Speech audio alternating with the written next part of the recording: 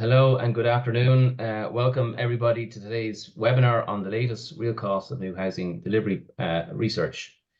So my name is Edward Macaulay. I'm a Director of Practice and Policy with the SCSI, valuation surveyor by qualification, and responsible for the SCSI research and thought leadership and policy initiatives. So and I work closely obviously with the various volunteer working groups, such as this one here today, is going to present on the latest real costs of new housing delivery. So on this note, and I'll say it again at the end, if there are volunteers, SCSI members who are willing to get involved in any of the committees, please let us know. I'm going to pop my email address in the chat area. You'll see the output. It's not necessarily from members of staff. It's the information from the membership is what you're going to see today. And a lot of you would have seen the success of the media coverage, which provides your organisation with that opportunity to engage with policymakers on this very important topic. So it's an hour-long webinar. We have 3 presenters, including myself, and these I'm going to introduce the other 2 who played a very, very important role in the development of this research. And you probably know them very, very well. So the first presenter up is Micheál Mahan. Micheál is a chartered quantity surveyor. He's been an active member of the SCSI for many, many years, plus 20 years. He's a former SCSI president, former chair of the Southeast region, and former QS chair from 2015 to 2017. And it was really during this time where, through his leadership and stewardship of that committee, that we published the first report, The Real Cost of New Housing Delivery of 2016, with an update in 2020. Our second presenter here today is Kevin Brady. Kevin is also a former chair of the QSPG. Kevin has attained a huge amount of experience in construction cost control, particular expertise in cost management and analysis, restoration and refurbishment works, fit out and process auditing services, and public procurement. So Kevin, again, a very, very active member of the SCSI, chairs a number of working groups, including the House Rebuilding Calculator, which we're all very familiar with, vendor and construction indices, the member of the procurement working group, and has led out specific studies for the Department of Housing, Local Government and Heritage on behalf of the SCSI, such as the Rebuilding Cost Report for Defective Concrete Block Scheme. So there are 2 main presenters here today. As I said, it's an hour-long CPD. We'll keep it to an hour, and hopefully have enough time, 10 minutes or so, for Q&A at the end. So we have a huge amount to get to. So that's what you're going to hear from me for the moment, and I'm going to pass swiftly over to Micheál Mahan to take us through the first part of today's presentation. Micheál. Thank you, Edward. So that's a very good introduction. So we have the cover page there. We might get straight into it. It is the real cost of housing delivery, and just to stress, housing delivery is all facets of delivery, not just the hard costs. It's what we call the soft costs, and Kevin will deal with that. But so why this matters? As a society, really, our function and our role is to give evidence-based research to society in general and to policymakers. This is something we've done for a number of years, and in this instance, we're providing real-time cost delivery to inform debate and policy. And as you know, there's huge debate about housing costs at the minute. We've stressed there the impartiality. I suppose our reports don't always glean universal approval from policymakers, from industry generally. And in fact, when you'd be surprised, even within our own society, some of our reports, there is a lot of debate, but we always stress the impartiality. It's not for the benefit of our industry, it's for the benefit of the greater good. So in this instance, what we're doing is we're clarifying the cost breakdown to build and deliver housing units, and the stress is housing only, including all the associated land, taxes, levies. And as Edward pointed out, this is our 3rd such report relating to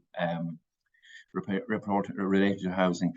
And subsequently, we will track the movement in the cost by publishing our next report, but also in the interim, we have other publications such as the Tender Price Index. But this report is only one of a number of reports undertaken by the Society. I know I'm speaking primarily to Society members, but You may or may not be aware of the other volumes of reports that are out there. This is the real cost of new housing. We've done the real cost of renovation last year. A couple of years ago, we had the second iteration of the new apartment costs.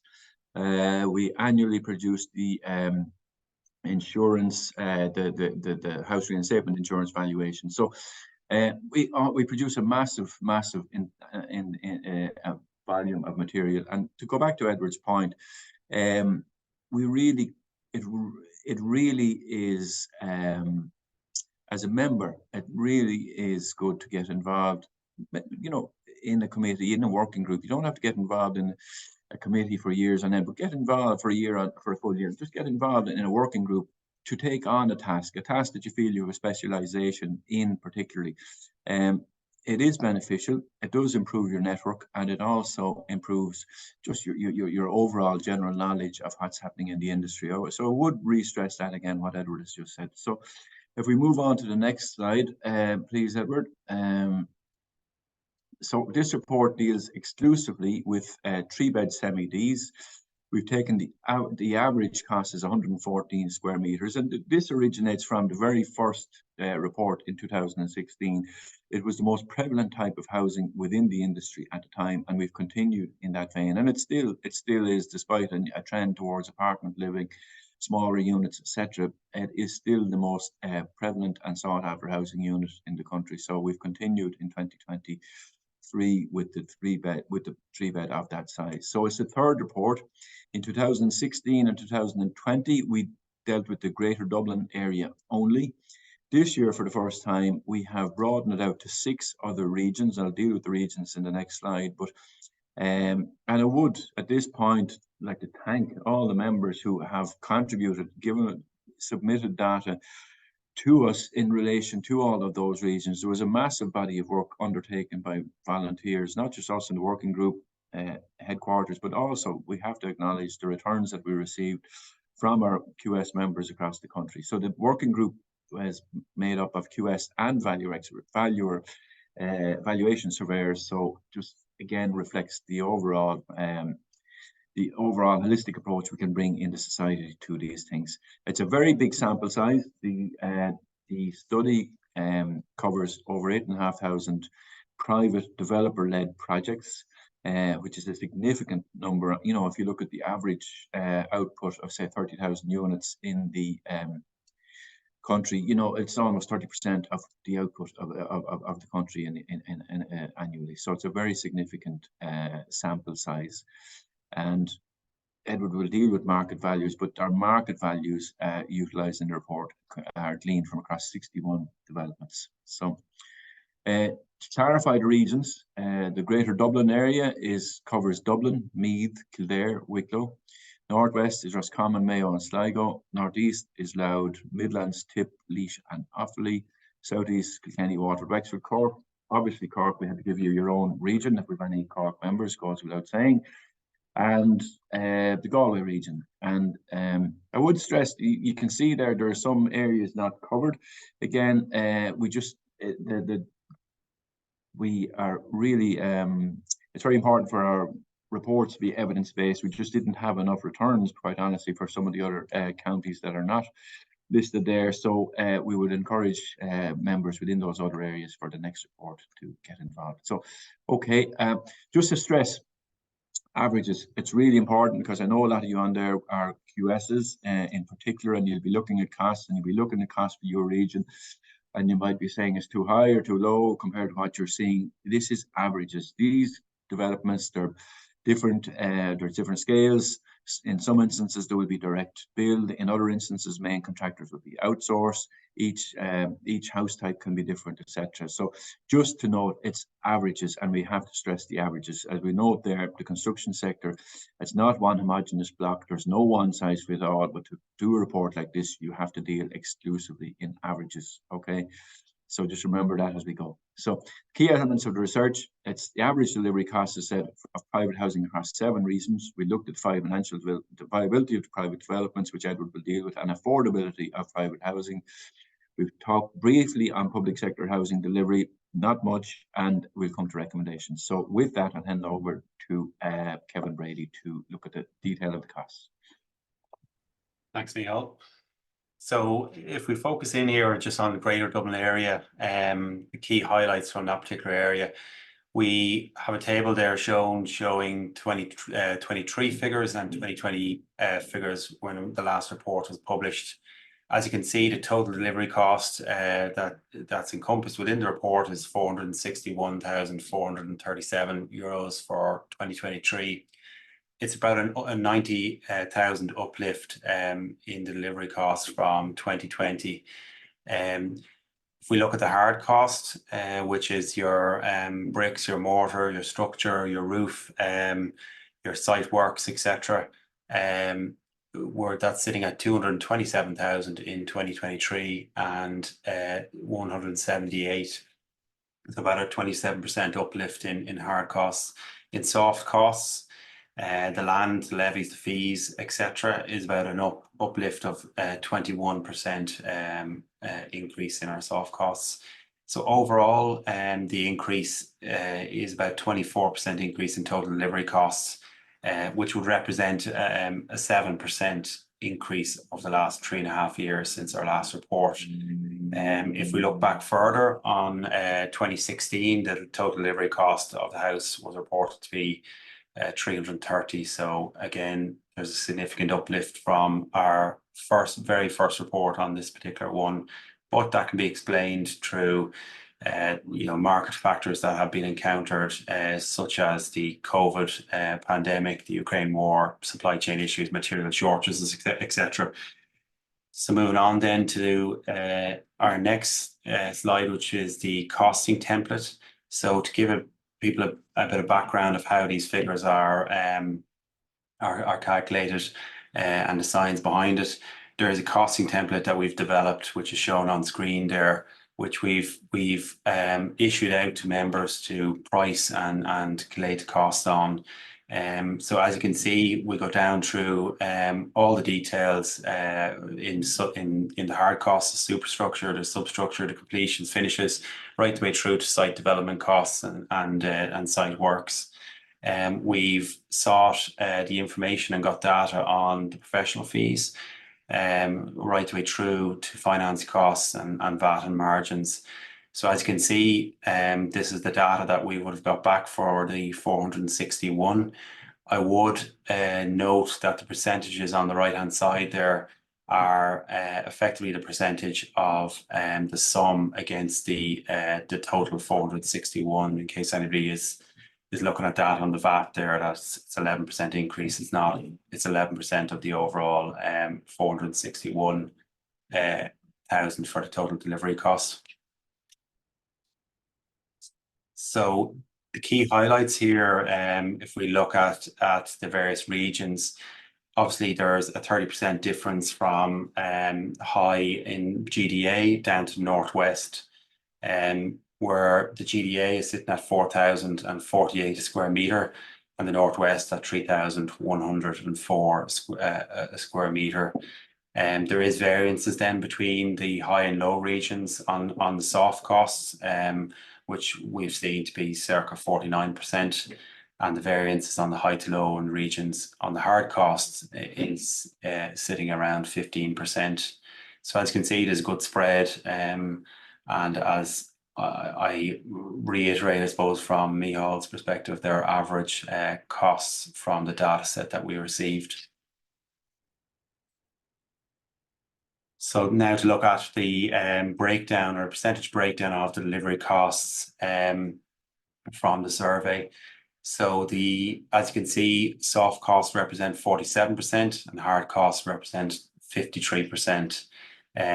The biggest contributor at the moment on the breakdown will be the house building costs at 41%, followed by site work, site development. And then on the soft cost side, the VAT margin and land acquisition costs represent the highest percentages of highest breakdown of delivery costs. We have, just to note, I suppose, we have costed the development levies for schemes. There is a temporary stop on that at the moment, but we've included that within the costings, and the connection charges as well we've included. So if we take them out, there's the delivery cost would reduce by circa 17,500 in the Greater Dublin area. So I'll hand you over now to Eddie to discuss the market values. Thanks, Gavin. So I'm introducing market values. Okay, so moving away from what Micheál and from what Kevin has covered there in terms of the overall delivery cost, construction cost of producing these units. Obviously, we engage with our valuers to look at market values, to look at the financial viability. So again, it's based on 3-bed semi-detached new homes across the country, across all of the regions. It's data, as I said, from our chartered valuation surveyors up and down the country. It's data from the property portals. Obviously, this information isn't freely available from public sources. We do have a property price register that provides transactional data for new and second-hand homes, but there's limitations around that in terms of the number of it doesn't provide the number of bedrooms, etc. So we've obviously leaned on our membership, who have provided us with average market values of these units across the country, which we've endeavoured to keep aligned with the data that we receive in terms of the cost submissions. So looking at average delivery costs and financial viability. So obviously we've taken this market value data of the 3-bed semis, and we've subtracted that from the delivery cost to give us a sense, I suppose, from across these 7 regions where the financial viability challenges are greatest. So again, just to stress the average nature, in terms of the figures, the average figures, it's not to say that in the Northeast there's nothing being built. It's just highlighting, I suppose, in parts of the country where those the financial viability challenges are the greatest. But so if we take Dublin, obviously the delivery cost that Micheál has outlined, and Kevin, is the 461.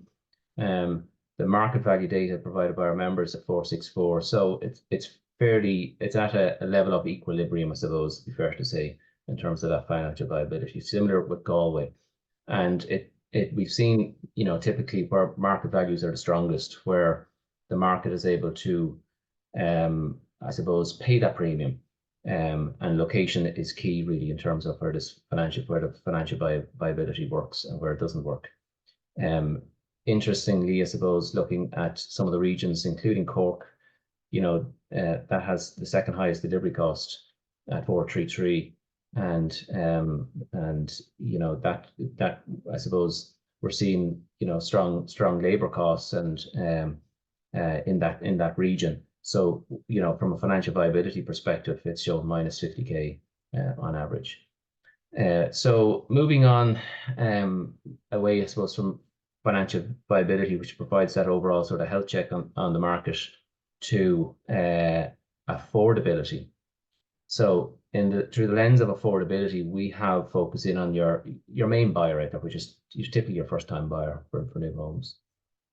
We have taken average salaries, so the combined average salary of this couple at 94,500 euros. So a little over 47,000 euros per annum is that average salary as per the CSO. So that combination 94,500, and we've applied that income to various scenarios here across the various regions. So I'm just going to focus in on, for the purpose of going through the arithmetic here and outlining the process, I'm just going to focus in on the GDA. So we take our figure, average market value of the Greater Dublin area at 464,000 for a 3-bed semi. Now, the first-time buyer has to come up with a 10% deposit as per the requirement for the macroprudential rules. So that's 46,400. We have taken, so you'll see in the next line, the average Help to Buy amount. Now, the Help to Buy scheme is a tax back. And if you've enough tax paid in the preceding 4 years, you can get up to 30,000. So there's an enhanced scheme there to get 30,000. Now, the latest data from the Revenue Commissioners has shown that the drawdown for the Help to Buy scheme is 20,000. So to follow the similar theme, we've used that average 20,000 figure within this particular scenario. So we've taken the perspective from the perspective that the first-time buyer will use that Help to Buy amount towards their 10% deposit. So they'll need to come up with 26,400 of their own money savings, Bank of Mum and Dad, whatever, to bridge that gap to get that 10%. So the next line down, you see couples combined mortgage limit by 3.3. Again, that is an average. So the macroprudential rules, they've increased it to by 4 times salaries, gross salaries. The latest data from the Central Bank of Ireland is that the drawdowns are coming in on average at 3.3.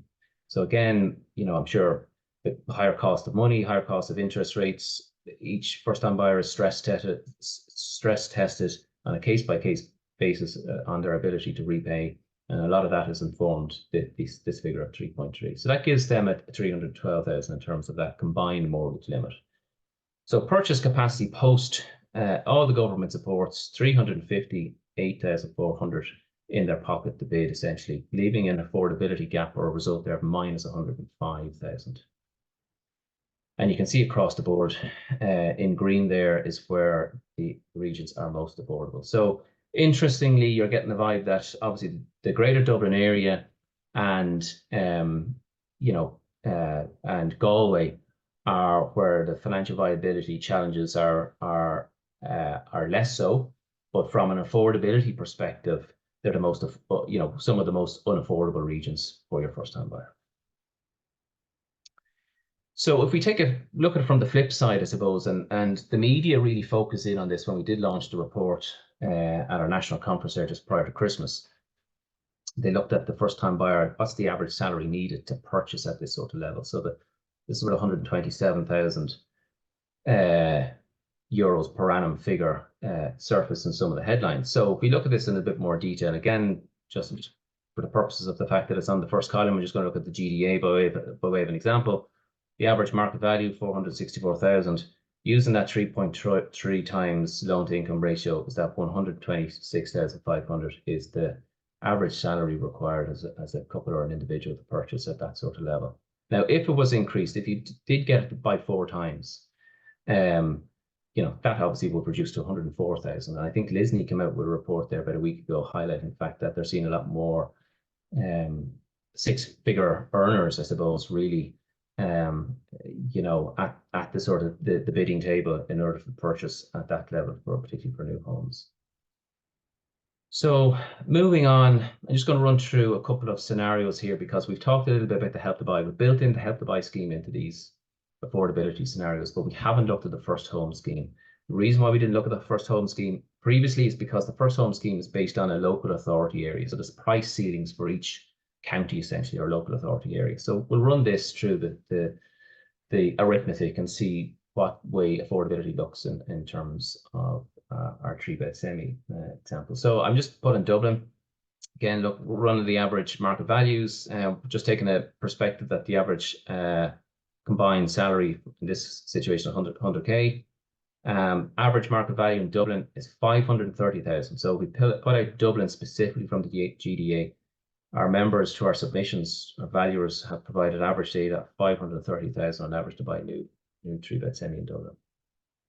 Again, following the 3.3 LTI, that gives a borrowing at limit at 330. Deposit requirement is 10%, 53K. The Help to Buy scheme doesn't kick in here in this situation because it's above the 500K allowance. So the average market value is 530, so it's above that ceiling. So the Help to Buy scheme is not applicable. Total purchase capacity of 383K. So it leaves a funding gap of 147K. And the first home scheme is not permitted in this instance either because that ceiling is 475,000 for the first home scheme, which our market value is well above. So funding result is a gap of 147K. Just following on from what Michal said, we said we'd pull a Cork example out for the region of Cork. Again, similar salary levels. By 3.3 gives you 330K of a borrowing limit. Deposit requirement is 10%. Help to Buy, we've taken the approach that this couple can get the maximum tax back. They've built up sufficient tax credits over the preceding 4 years to give them the full allowance of 30K. That gives them total purchase capacity of a little over 367,000. So the funding gap in that situation is much smaller. So it's 7,500 euros of funding gap. And interestingly, I suppose the minimum first home scheme funding is €10,000. So in this instance, the first home scheme actually is not applicable either. So that funding gap would actually have to be a little bit worse, a little bit, more than €10,000. So in this situation, that couple or individual would have a funding gap of €7,500. So that's just a little bit on the viability and affordability. And what I'm going to do now is I'll hand back to Micheál, who will take us through some of the policy recommendations. Thank you. Yeah, thanks, Edward. Actually, the recommendations haven't come up on the screen there, but while we're waiting on those, I'm very conscious there's a lot of information there, and it's we've gone through it in trying to just keep to the time. If you have further queries, obviously with the Q&A, but it's hopefully that was really useful in terms of anybody who's involved in residential construction and trying to articulate the various schemes, etc., that are out there for your clients, etc. So, moving on to recommendations. So, the one thing I would say, over the years we've published a lot of these reports, as I alluded to at the start, and in all of them we've had numerous recommendations, and I think it's a reflection of the work that the Society has done. A lot of them have been taken up over the years, including the temporary waiver of the levies and Irish water fees, amongst Help to Buy being extended.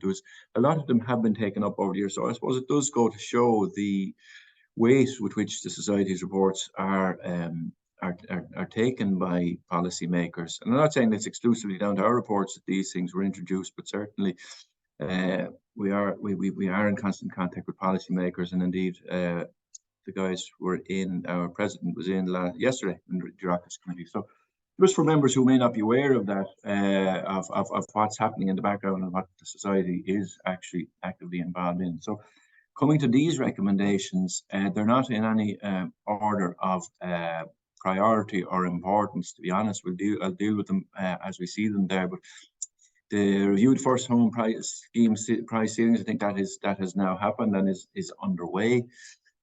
Longer term pausing of the Section 48 levies and Irish water connection charges. Most of you will be aware that there was a temporary waiver of those levies up to December 2025. In building terms, December 2025, while it's almost 2 years away, on large scale projects, it's just not long enough, we feel. So we feel the government should consider extending that. The next one, prioritise the update of housing for all new housing targets. This has been talked about a lot. What does Ireland really need to build in terms of output, in terms of housing units per annum? I think there's broad consensus that it is in excess of the 35,000 that currently is planned per unit. And, you see figures of 40 to 50, even up to 60k being bandied around in media, etc. So I think the government needs to take the data and revise the targets and let the industry calibrate accordingly. There's not much point in working to outdated targets. Modern methods of construction.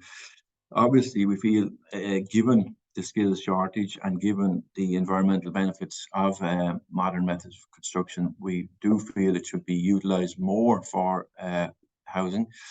Obviously, it needs scale, but it is the way the industry has to go. And related to that, then the Infrastructure, Climate and Nature Fund. What we are saying here is that's a fund, it's the rainy day fund, whatever you like to call it, that funding is made available for delivery of additional units, and particularly in times of, let's say, recession, that there is what we call counter-cyclical investment. In simple terms, if the industry is going to invest in modern methods of construction, digitization, there is a cost to that, and they need confidence of the pipeline of work over the following years. So if the government should assure the industry through that fund that counter-cyclical investment will be available for the delivery of housing in, let's say, in times of recession. Urgency and full e-conveyance implementation. This is a drum that we have been banging for a long time, and we think there is some movement on it now. But conveyancing, as any of you involved in residential development and have sight of conveyancing, is let's just say it's not pretty at times. Okay. The next one deals a lot with local authority resources and enhanced training. I suppose one of the things we would feel is lacking is the Office of Government Procurement. We're dealing with public sector housing here, not private sector housing, but the Office of Government Procurement has outlined procurement routes, and they are adopting the procurement routes and contractual arrangements for the delivery of public housing. However, what's a lot of our members, the feedback from a lot of our members across the country would be that there is not a consistent approach, and there is not a consistent, not a consistent approach between local authorities and how to deal with this procurement. It is down to training. I know the OGP are rolling out training, but then staff move on in local authorities. So we feel it needs to be enhanced and continuous so that we have a consistency. So if your practice or what is dealing with one local authority, that it is the same procedures for the same scale or type of housing project in another local authority. So we strongly feel public procurement processes should be even refined even further to make sure that there is no or minimum barriers for smaller operators. Obviously, there has to be some quality control, but it is onerous. I think a lot of the smaller practices in particular and building contractors would think that it is onerous. And certainly, if you want to attract contractors and practices into public sector delivery, it needs to be refined somewhat. So again, the resourcing local authorities and utilities to facilitate faster processing time. That's it's not there, but resourcing of the planning system obviously is a big issue. The last one I will deal with is allow local authorities to approve alterations to the specification of buildings that do not materially alter the planning. A lot of you will be familiar that planning permission, compliance, some of the stuff in there, for the want of a more technical term, can be quite expensive. There can be more cost-effective means of delivering units, and it can make the difference between making projects viable or not. So we do feel there should be some flexibility for local authorities to approve alterations to specifications, and I think that is an important point. So we've fairly rattled through everything there, Edward. I think that concludes the presentation for now, and I'll hand back to Edward.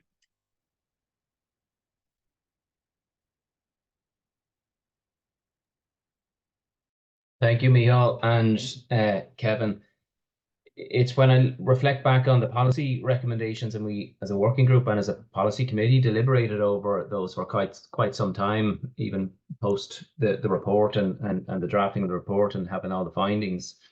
You know, we look at the First Home Scheme. You're right, only of recent they've amended or updated, I suppose, the price ceilings more from a regional perspective as opposed to, say, Dublin, where I provided that example where there's still a gap.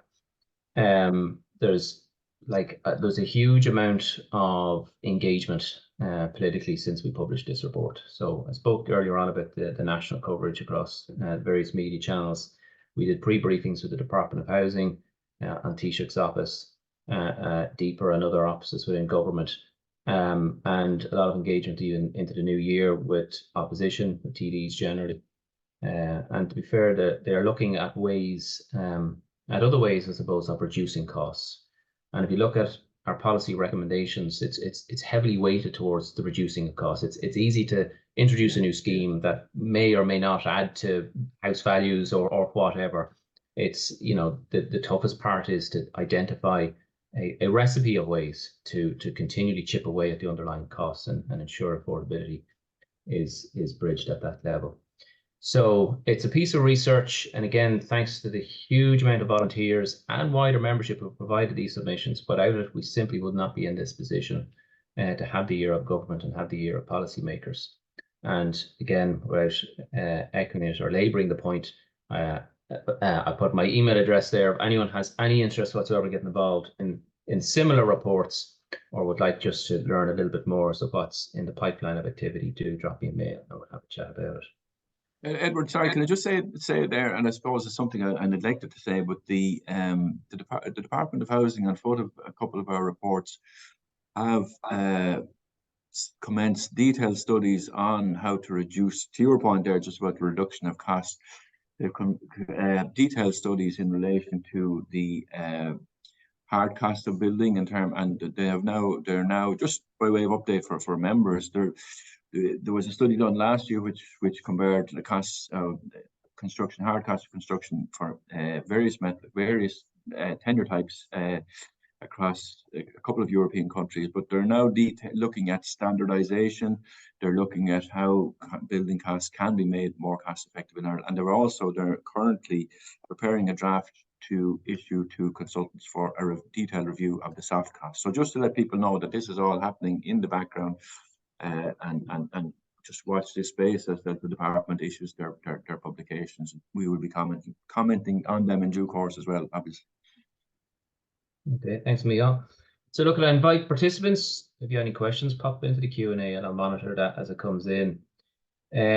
So we'll kick off with some questions. And Michal, or Kevin, a question in relation to, we get this the odd time, question in relation to margin. So we mentioned margin, and we showed elements of that, or through the pricing schedule, the level of detail we seek from members. Can you explain, I suppose, what is included within margin and how has this changed over the previous reports?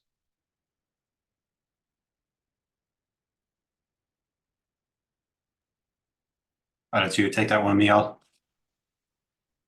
You're on mute there. Beg your pardon. I thought you'd asked it to Kevin, Edward. Sorry, and you probably did, but Kevin is refusing to answer. Okay. If you look back at the slide, the detailed breakdown of the slide, I think the margin is shown there as 12%. But to be very clear, that as Kevin alluded to, is 12% of the overall. If we express that another way, the margin isn't included at 15% on costs. It's just when you express it as a percentage of the overall delivery, it comes in as 12%. So where we got that from, in the first instance, to explain that, is we consulted with, obviously as part of the survey, with the various developers and indeed with funding agencies. A lot of our practices are involved as project monitors for funding institutions, etc. So it would appear, particularly for private development for sale, that the margin that the funders will look at business case stage is of the order of 15%. So that is where that came from, and I think that would be, most people would accept that. Now I would say that particularly over the last couple of years, because where you might private developers might be delivering an estate for an affordable for an approved housing body, that does change the goalpost somewhat with some funders, and they might look at a reduced level of margin because your exit is guaranteed. But when you look at it, so that, you know, the margin there that the funders might look at might be down to 10%. Okay, but there is a lot of focus, particularly, and Edward alluded to there, some of the opposition politicians were querying the margin, but it is a funding requirement, and it is, you know, the sites have to be repeat. Most developers are repeat developers, so you know there is an element of the site replacement cost. There is obviously some profit as well, but it also has to replace the site for the next project, and also in some instances cover some contingencies. So that's the nature of why we've included in that manner. And yeah, I think consistently, and at the time, consistently, most of the funders were saying they would look at 15% in the business case. So hopefully that answers your question, Edward. Okay, thanks, Michal. Maybe question for Kevin. Why are costs so high when houses being built are of basic construction? I think probably that there's obviously, since our last report, the market has encountered fairly significant pressures. So the likes of the COVID, when we published our last report in 2020, it was just before the data was collected just before COVID piece. So I think there's probably an element of the market pressures that have come about from the COVID, from the COVID pandemic, from the Ukraine war. You know, there's the market today is a significantly different market than 3 years ago. We have labour pressures now as well in the market, and that all drives and adds to costs. I think, you know, standard housing has developed and as well over the years. We're now building better houses, higher insulation within houses, more maybe aesthetically pleasing houses and different house types. So I think probably the use of standard house is not maybe as standard as we all believe. We have, you know, so I think that all adds to the actual the house delivery costs. That can answer that question. Thanks, Kevin. Another question just popped in here. It's a long one, but bear with me. So on Bord Pleanála's housing need assessment report indicates a demand for two bedroom, 1 bedroom properties, coupled with the observed decrease in the average number of children per family from 1.82 in 1996 to smaller sizes, 1.34 in 2016. So the question, I suppose, is why does the current report predominantly focus on the affordability of 3-bed semi-detached homes? Sounds like a new report, Micheál, but could you provide specific reasons for this choice and elaborate how it aligns with the changing housing policy preferences and family sizes?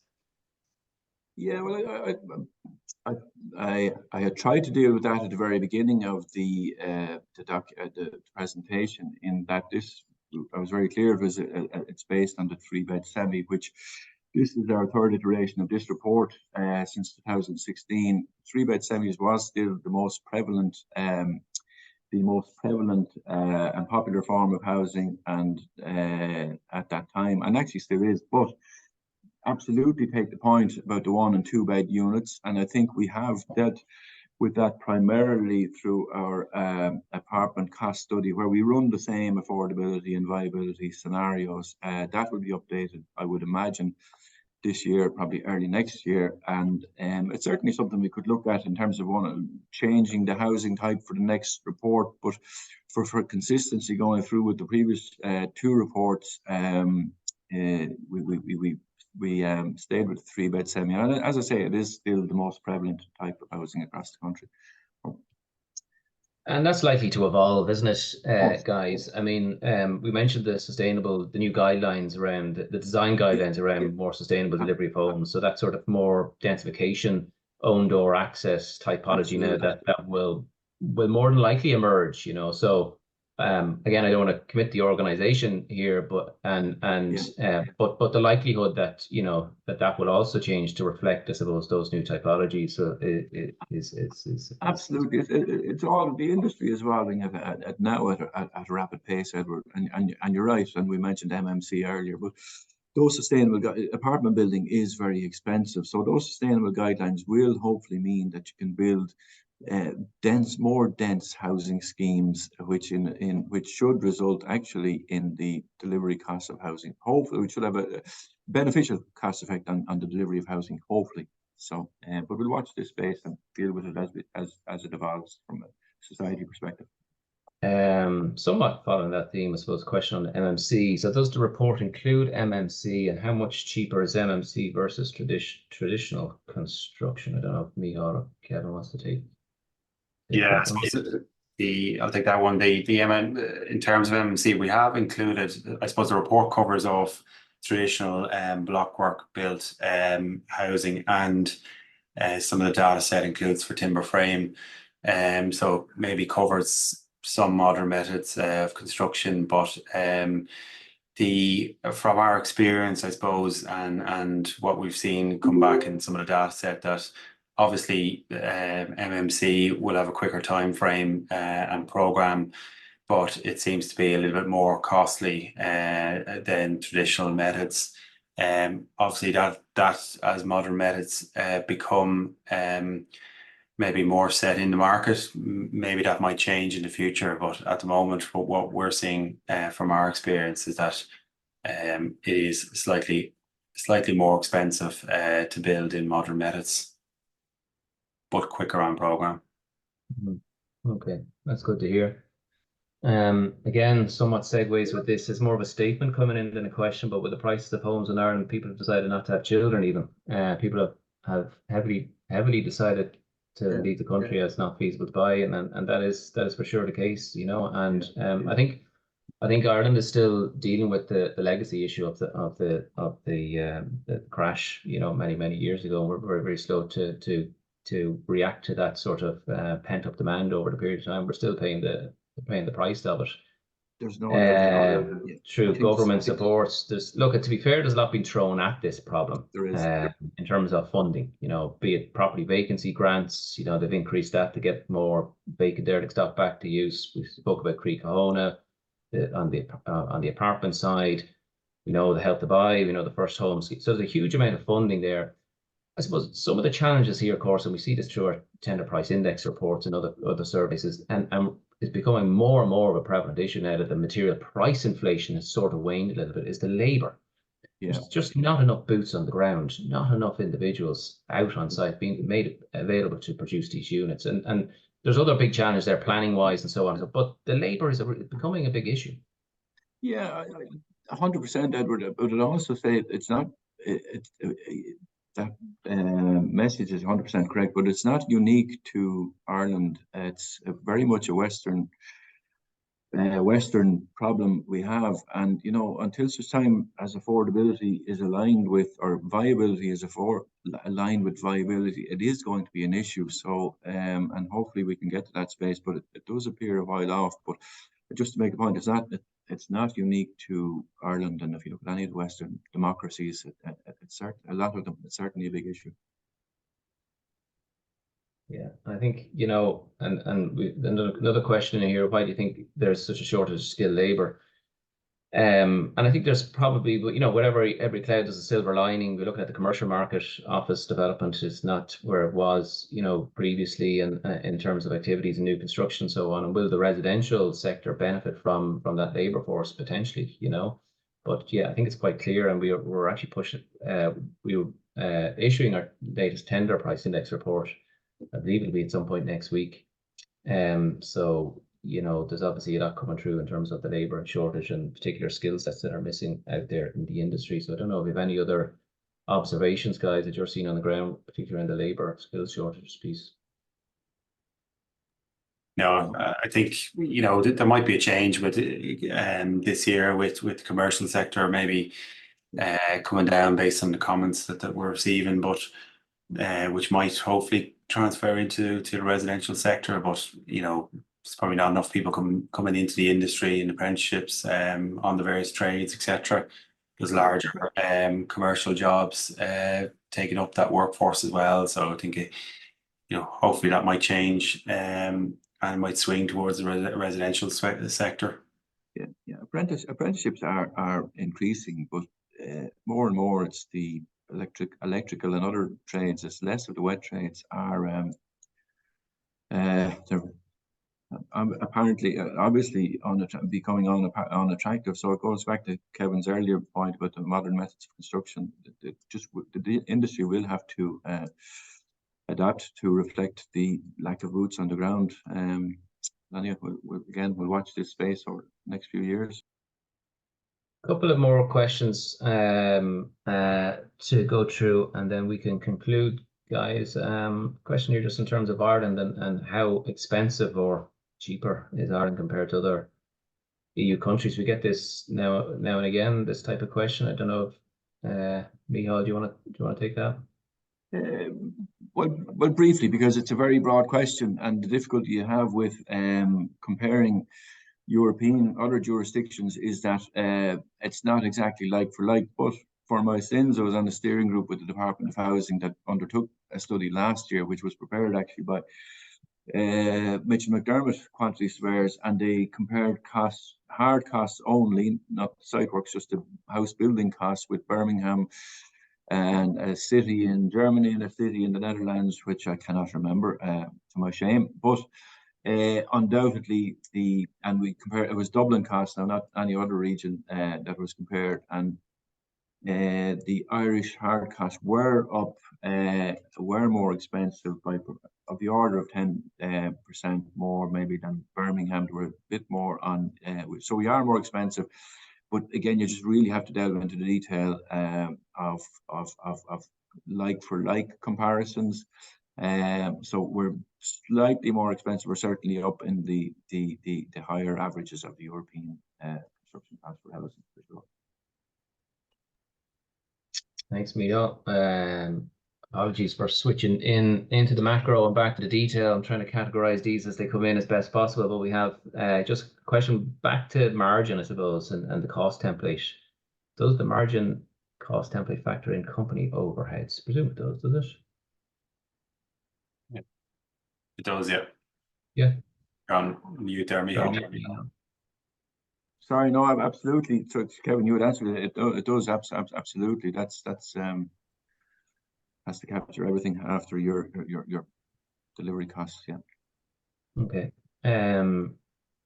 Last one, and we will wrap up. And sorry, again, back to the skilled labour. How do you think Ireland could address this issue with the lack of skilled labour? Does it come back to mum and dad? Does it come back to filling out the CEO form stage? Does it come back to, I suppose, the fact of the matter is that the vast majority for of secondary school leavers just go to college. It's sort of built into psyche almost that you go to college, and I know government, to be fair, are trying to change the image of apprenticeships, so it becomes a little bit more of an attractive option to school leavers, but they're very, very low numbers, guys. I've been looking at them there about 12 months ago. Particularly, they mentioned the wet trades. I mean, they're single digit.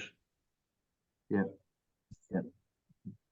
Which does lead us back, as I said, to the modern methods of construction. We have to, you see buildings being designed, and there's more apartments, but being designed with brick slips, brick facades being put on the precast that don't have bricklayers on site, etc., etc. So it's the industry has to adapt that way, but that's not doing an awful lot for costs as well by the same token. So, but as you say, they have to make it more attractive to potential apprentices. There's one there, Edward. Sorry, just noticed on the chat there about is there data for construction costs on a tendered local authority scheme. We didn't deal with them, but in this project, in this report, but we did look at it as an aside because we thought it might come up, particularly from some of the politicians. But we looked at some 3-bed housing delivered in the public sector, and the hard cost was about 5 to 10% more expensive than the private sector cost, but there could be a couple of contributory factors into that, which might be specification, and also the fact that in a lot of instances, public sector housing is in brownfield sites, etc. So it was looked at, but it's not part of the body of the report that we have shared there, shared there with you. So there's different delivery models there as well, Michal, so they all affect it. But I think to the question, is there any data from the tenders, local authority? We don't have that data, but we did, part of the survey, we did ask around that from the people that we surveyed, but predominantly our report is based on developer-led projects as such, so that's what we focused on.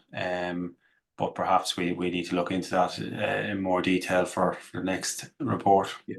Well, I suppose, sorry, Kevin, you're right. And one of the things when we presented this, and Edward as well, is that there is a lot of focus on that. And we took a more nuanced approach about public sector housing in that we do feel that overall there's a perception out there that you can deliver public sector housing for X and it's far more cheap, more cost effective than private sector housing. But we do feel that, a detailed study is warranted on this. Like, land is not free, and money, as in finance for these houses, they're not free. Sometimes it's perceived as all you have to do is build a house and there's no other costs. It's only the hard costs. professional fees will be more expensive. So we did call out in our report, and when we presented at the conference, Edward, we did call out for a more nuanced and detailed study in comparison to the two. Okay, look, we'll wrap up there and conclude. Thanks again to Micheál Mahan and Kevin Brady. What I'd say to attendees is we'll make the slides available. We'll send those around later on. Thanks so much for joining today's webinar, and bid you goodbye. So thanks a million.